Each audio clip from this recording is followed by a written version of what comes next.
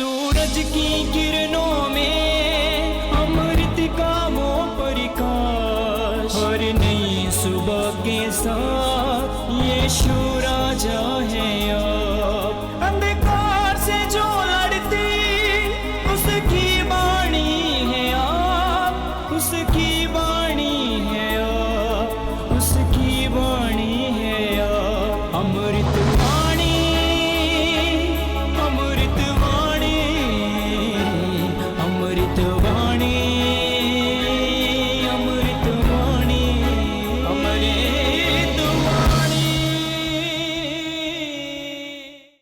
पहला पाठ दानियल का ग्रंथ अध्याय 6 पद संख्या 12 से 28 तक। कुछ लोगों ने दानियल से यहाँ पहुँचने पर उसे अपने ईश्वर से प्रार्थना और अनुनय विनय करते पाया। वे राजा से मिलने गए और उसे राजकीय निषेधाज्ञा का स्मरण दिलाते हुए बोले, राजा, क्या आपने यह निषेधाज्ञा नहीं निकाली कि 30 दिनों तक जो कोई आपको छोड़कर किसी भी देवता अथवा मनुष्य से प्रार्थना करेगा वह सिंहों के खंड में डाल दिया जाएगा? राजा ने उत्तर दिया, यह मेदियों और फारसियों के अपरिवर्तनीय कानून के अनुसार सुनिश्चित है।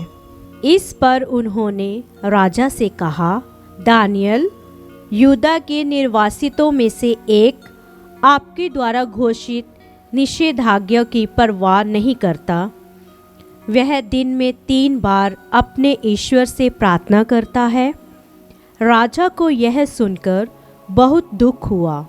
उसने दानियल को बचाने का निश्चय किया और सूर्यास्त तक कोई रास्ता खोज निकालने का प्रयत्न किया, किंतु उन लोगों ने यह कहते हुए राजा से अनुरोध किया, राजा, स्मरण रखिए कि मेदियों और फारसियों के कानून के अनुसार राजा द्वारा घोषित कोई भी निषेधाज्ञा अथवा आदेश अपरिवर्तनीय है।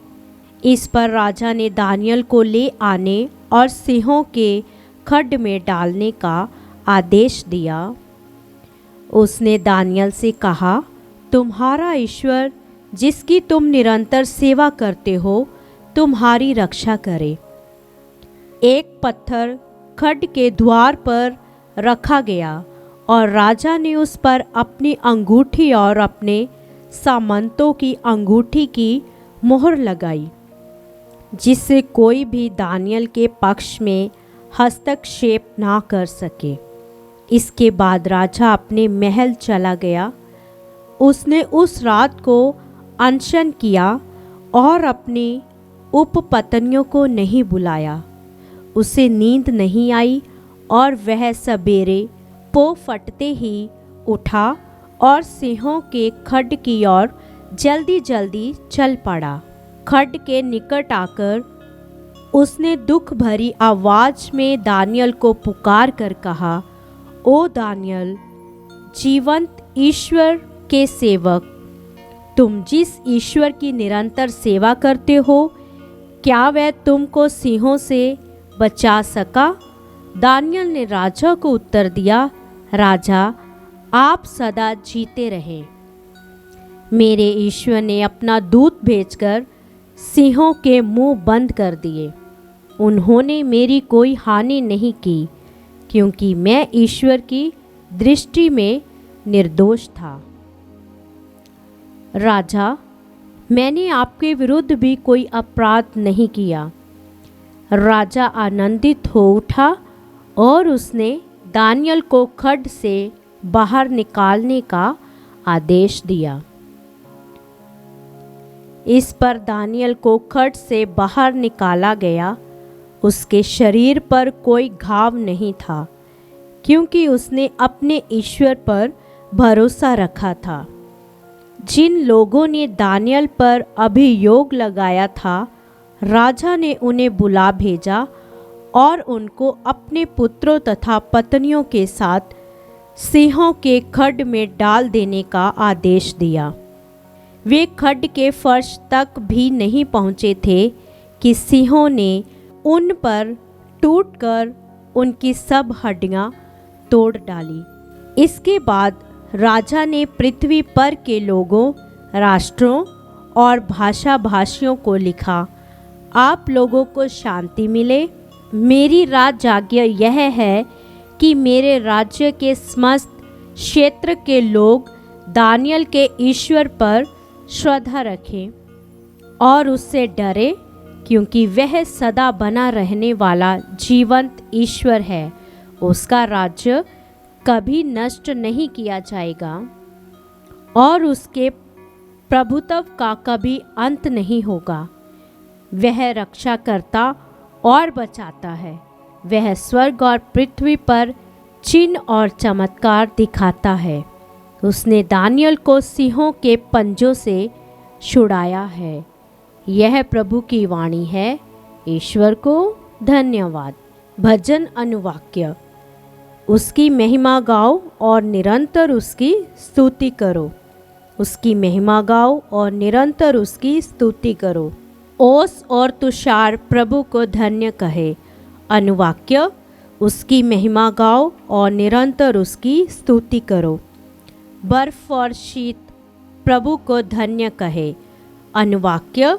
उसकी महिमा गाओ और निरंतर उसकी स्तुति करो। पाला और हिम प्रभु को धन्य कहे। अनुवाक्य। उसकी महिमा गाओ और निरंतर उसकी स्तुति करो। रात और दिन प्रभु को धन्य कहे। अनुवाक्य। उसकी महिमा गाओ और निरंतर उसकी स्तुति करो। ज्योति और अंधकार प्रभु को धन्य कहे। अनुवाक्य। उसकी महिमा गाओ और निरंतर उसकी स्तुति करो। बिजली और बादल प्रभु को धन्य कहे। अनुवाक्य। उसकी महिमा गाओ और निरंतर उसकी स्तुति करो। समस्त पृथ्वी प्रभु को धन्य कहे। अनुवाक्य। उसकी महिमा गाओ और निरंतर उसकी स्तुति करो। जय घोष। उठकर खड़े हो जाओ और सिर ऊपर उठाओ, क्योंकि तुम्हारी मुक्ति निकट है। हालेलुया। संत लूकस के अनुसार पवित्र सुसमाचार अध्याय 21 पद संख्या 20 से 28 तक। यीशु ने अपने शिष्यों से ये कहा, जब तुम लोग देखोगे कि यरूशलेम सेनाओं से गिर रहा है, तो जान लो कि उसका सर्वनाश निकट है। उस समय जो लोग यहूदिया में हैं, वह पहाड़ों पर भाग जाएं। जो यरूशलेम में हो वह बाहर निकल जाएं, और जो देहात में हो वह नगर में ना जाएं, क्योंकि वे दंड के दिन होंगे। जब जो कुछ लिखा है वह पूरा हो जाएगा। उनके लिए शोक जो उन दिनों गर्भवती अथवा दूध पिलाती होगी, क्योंकि देश में घोर संकट और इस प्रजा पर प्रकोप आ पड़ेगा। लोग तलवार की धार से मृत्यु के घाट उतारे जाएंगे।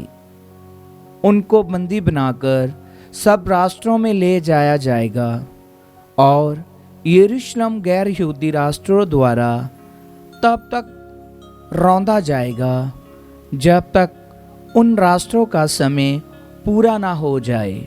सूर्य, चंद्रमा और तारों में चिन्ह प्रकट होंगे। समुंदर के गर्जन और बाढ़ से व्याकुल होकर पृथ्वी के राष्ट्र व्यतीत हो उठेंगे।